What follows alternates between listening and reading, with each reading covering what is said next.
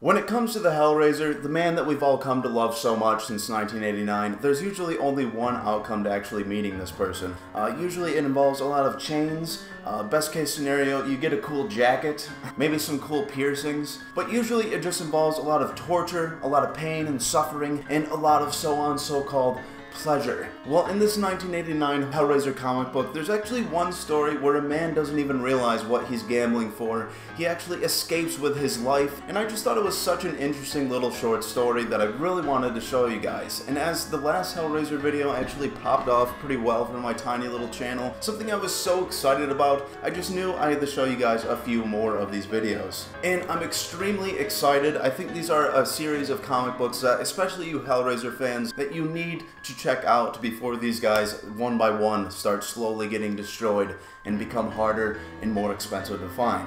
And what we got here is a very short story called Dead Man's Hand. And it all has to do with this cowboy sitting in a saloon until one day this mysterious man walks in. And it starts like this. There was a pretty fast living, bunched down in Caraveras Creek. Don't suppose much of anything could have took him by surprise, except in that one time, of course, when that stranger come to town. And you see this man all clad in black walking through the saloon doors, and I hope that you do enjoy my accent. I'm not going to do it the entire time, but I think it does add a bit of depth to it. Some folks say that fellow was the devil himself, and if I ever get to hell, I wouldn't be surprised to find him holding the door. Jed Lawson? Yep.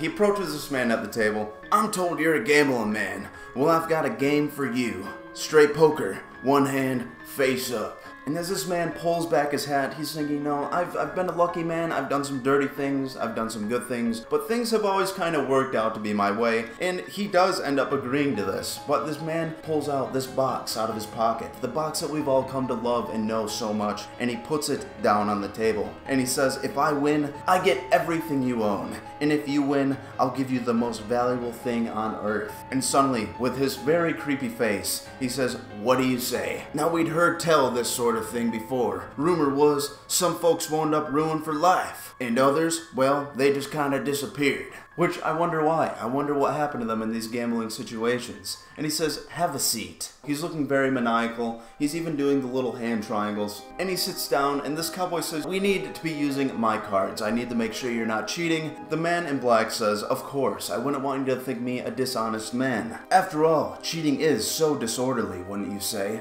And they start throwing out cards, and you get this really nice montage of this man's life. It says, he'd done some bad in his day. And it shows him in a fist fight as a child. It shows him throwing a plate of food that his wife just made him like a total dickhead. And it shows him gunning down a man in the street, presumably in a duel of the ages. And he'd done his share of good. And it shows him giving a homeless man some money. It shows him getting married to the wife that he loves. And it shows him holding up his baby boy. And as these two men are sitting down at this table, the man in black says, my, this is an interesting situation, isn't it? You have a possible full house. I could get a straight or a flush, but perhaps even a straight flush. It's anybody's game. And he pulls out this card. It is a 3. Now, I don't know much about poker, so don't quote me on this, but it seems like this man has downed his hand, and it does seem like maybe he's almost trying to lose. He says, tisk. No full house, just aces and 8s. Let's end this, shall we? And as the man in black is pulling out his final card, he says, well, a pair of 6s.